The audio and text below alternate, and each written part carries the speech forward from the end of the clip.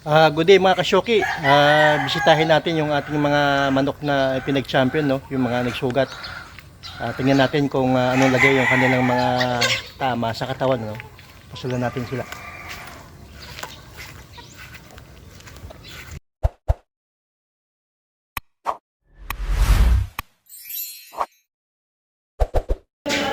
Ayan, champion. Champion na idol. Oh. Yes, champion. Oh. Dalawa kayo ba? Champion, oh. Ayan. Dalawa kayo. Champion tayo sa Panilok. Nakakalaban ngayon, ano ba ngayon? Yung date ngayon? Ito boss, tingin. 21. September 21. Champion kami. Yan, Panilok. Okay. Good, good. Check natin yung mga champion ng manok, no? Ito yung kanilang mga kanilang sugat. Yung isa na last fight, ito yung last fight natin. Ayan, may mga konting violet sa kanyang ulo. Ayan siya. Ito yung ating last fight, yung white. Yan, champion yan. May konting tapak sa paa. Medyo namamalo eh, kaya tad-tad tayo ng sugat. Yan yung kanyang ano. Tad-tad tayo ng tuka, oh. Namin yung ginawa. Ito naman yung ating naging first fight. Alin ba yung game? Ayan, oh. Ito lang ang naging sugat nito. Sa ilalim. Yan sa ilalim, oh. Yan yung sugat niya sa ilalim. Nagantihan pa siya. Yan yung ating gagawin natin ito. Broad cap. Yung broad cap natin eh. Yan. Tulis. Yung ating alimbuyugin. Yan. Medyo pinapagaling natin muna sila. Konting muna ng antibiotic. Tsaka konting vitamins nang bumalik yung lakas. Ito naman yung isa pa. Nanalo. May sugat din to. May sugat din yan. Yung sugat niya ay sa paa, saka sa ilalim. Ayun. Ayun yung sugat niya. Ito, gusto kumain. Ayun. Yung mga tapak-tapak sa paa. Ayan, yung isa.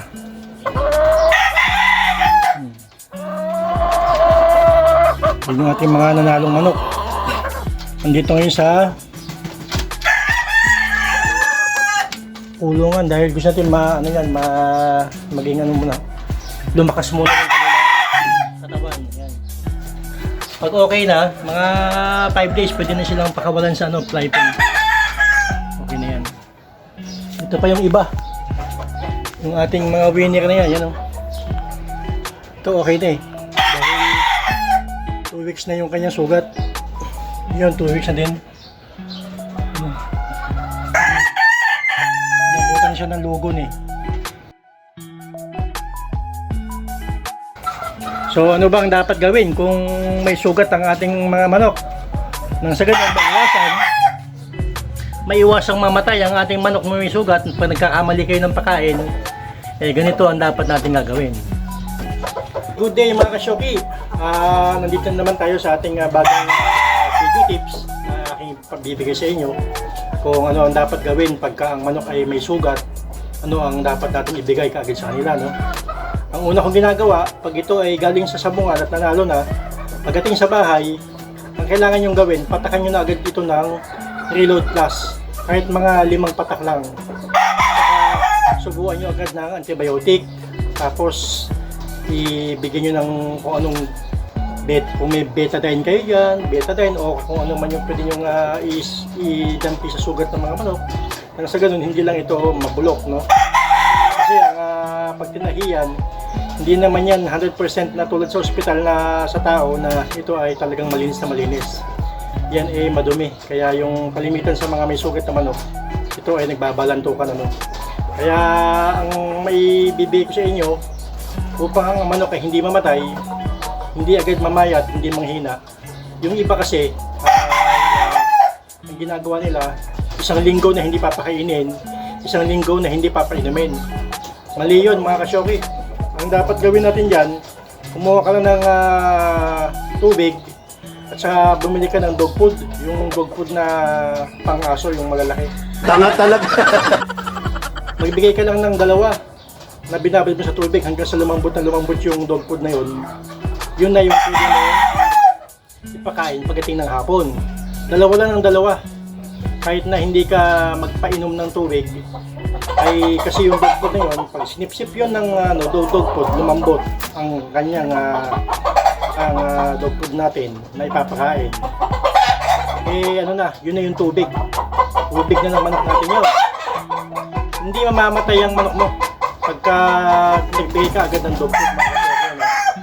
Kaya itong isang tip na pwede kong ibigay sa inyo. Yung iba kasi nagkakamali ng pagkapakain. Kasi ang manok na may sugat, pag binigyan mo agad ng matigas na pagkain yan, tulad ng mga pellet, yan, pagka hindi yan natunawan, mamamatay lang yung ating mga manok, no? Ay sayang naman. Kaya ang tip na yan ay baka makatulong sa inyo kasi ito yung aking ginagawa sa mga manok na may sakit tulad nung nasa likod ko. Sila, kahapon lang sila na nag-champion, no? Kaya tinawag naman ulit makamit yung isang champion na labanan, ano? Makikita niyo naman sa aking likod, yan, sunod-sunod yung ating napanalunan. Yan yung ating nakamit sa ating pagkakondisyon, paano tayo mag-ayak. Sa pagdating sa pasugat, doon lang ang dapat yung gawin, ano? Itutulong ko sa inyo, doon lang, gawin na magbigay kayo ng dog food lang. Sa loob ng 5 days, may dog food yan. Tapos, 5 days din kayo magbibigay ng antibiotic. Once a day lang yan, once a day. Kung kayo magbibigay ng sa umaga, sa hapon, magbusulo kayo ng antibiotic. Huwag yun kasi baka yung manok natin mabingi.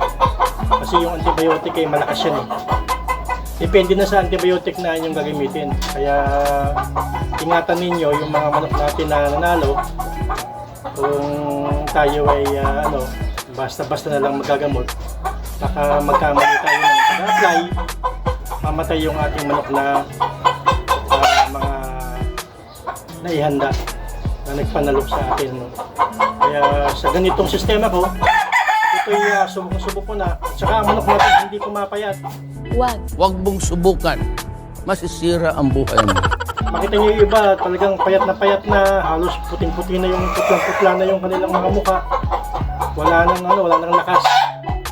Kaya ang ginagawa ko yan, basta laban ngayon, nanalo sila ngayong maghapon, kinabukasan ng hapon, bibigay na ako ng 2 dog food. Kasi yung dog food naman na yun, may simip-sip yun ng tubig.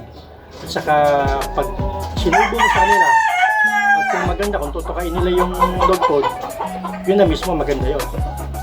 Kapag naman masama ang tama, magpataka lang ng Reload Plus sa umaga, tapos kinabukasan pataka uli ng 5. Nang sa ganun lang, maibalik mo lang yung lakas ng ating manok na wala sa kanya. Galing ha? Kasi yung Reload Plus, yun ang magbabalik uli ng lakas ng manok. Pagpag yan, dagdag nila uli. Hindi mahina. So yun lang mga kasyoki, ang aking babahagi sa inyo. Ingatan natin ang ating manok na may sugat, na pinapagaling. Ganun lang ang ating ipapakain. Huwag kayong mga na baka ito ay mamatay, no? Hindi. Basta pag nanalo siya ngayon, kinabukasan ng hapon, magbigay ka na agad ng 2 dog food na binabad na talagang nasip-sip na niya yung tubig sa dog food na malambot na. Yun na isubo mo sa kanya, 2 lang, 2 sa umaga, tapos kinabukasan na uli, 2 uli. Sa hapon, umaga at hapon, 2 lang 2. Pagdating ng 5 days, sabay nung kanyang antibiotic na sinusubo mo, once a day na may antibiotic. Kailangan maubos mo siya ng 5 days. 5 days mo siya na susubuan ng antibiotic. Huwag yung nakapagbigay ka ng 2 beses, tama na. Kailangan ubusin mo yun hanggang 5 days. Pwede na! ganun, yung sugat niya hanggang sa loob, kung ang sugat niya sa labas, ito yun na, sa loob naman may dugo pa, hindi pa binilom. Kailangan 5 days mo siya bibigyan. At huwag naman din magbibigay ng 10 days, bibigay ka pa. Sa loob lang ng 5 days, okay na.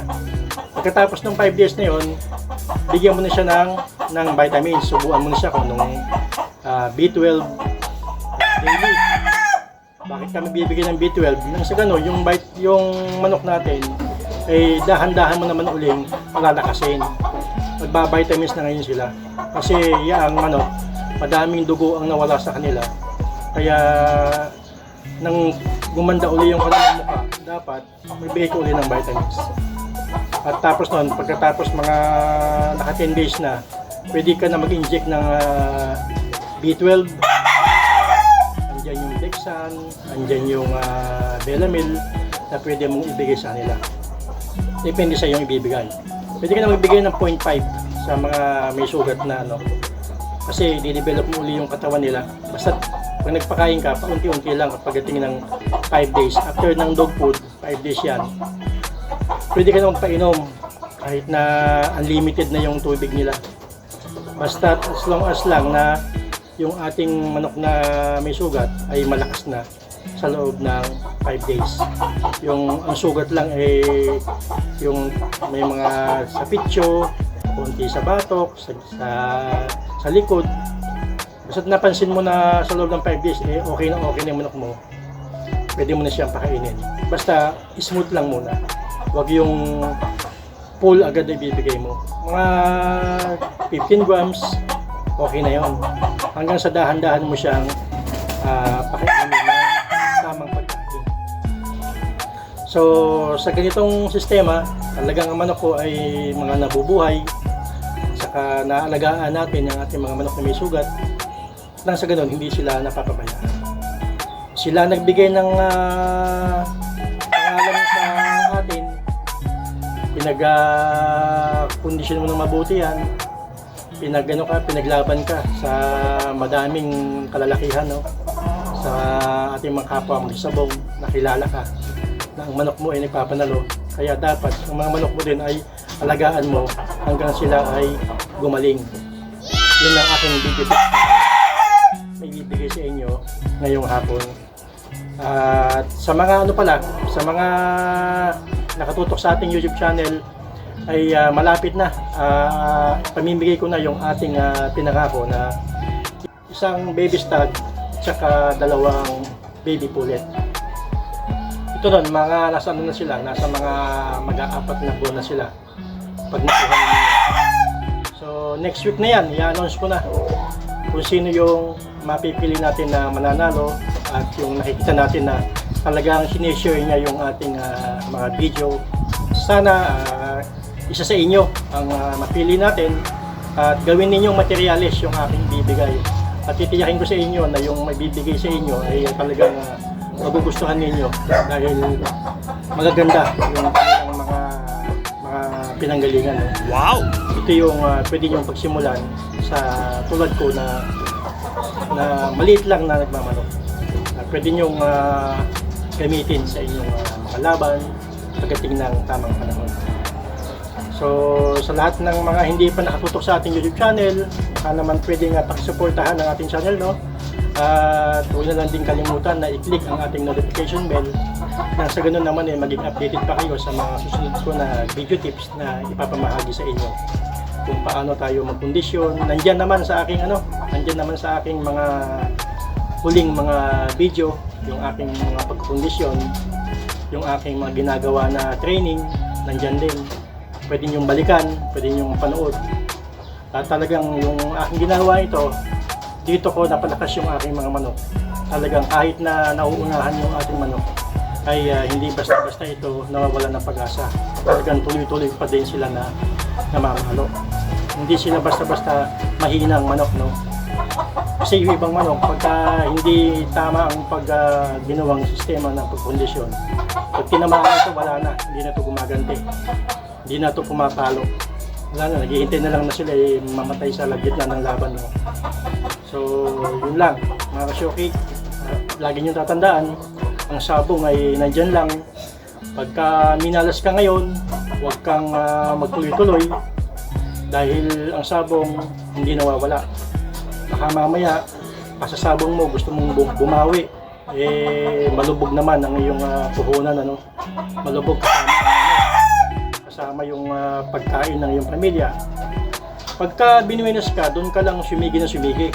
Pag napapansin mo na nagpapanalo ka na, doon ka maglaban ng tuloy-tuloy. Pag napansin mo na panitalo ka na, aba, yun na sign na dapat tumigil ka muna. Magpalipas ka muna ng mga 2 buwan o 1 buwan, saka ka uli maggayak. Subukan mo uli kung magpapanalo ka ba o talagang minamalas ka ngayong season na to, ano? Kaya ang pagkasabong season lang yan. Huwag mo sabihin na magaling yung manok mo. Pagka tinamaan ka ng malas, talagang manok mo talagang matatalo. Kaya dapat ang pagkukondisyon din ay pinaghahandaan. Huwag mag-alatsamba na ang manok natin ay magaling. Pagka tinamaan ng blade yan, wala na yung magaling na yan kung hindi nakagayak ang iyong manok. Kaya huwag dampot. Huwag dala na sa sabungan na ito, lalakan ko na. Huwag ganon. Maging maingat tayo sa ganyan. No? Sayang yung ating pera na susugal sa ganyan. Tsaka kung pupus naman kayo, yung tamang sakto lang, yung maliitan lang. Huwag ninyong lalakihan. Kasi pagka nilakihan ninyo, kahit magaling yan, pag tinamaan yan, babagsak din yung manok. Wala namang katiyakan ng sabong, kaya huwag magpakampante dahil yung kalaban natin ay naghahanda din sila, magaling din sila, kaya ganoon lang. Tamang passion lang, huwag maging bisyo, no? Yung mga video tips na ibibigay ko sa inyo, sana natulungan kayo ng aking video na to. Huwag niyo yung kalimutang suportahan. Okay, salamat mga kasyoki, at alam ko natulungan ka ng video na to. God bless.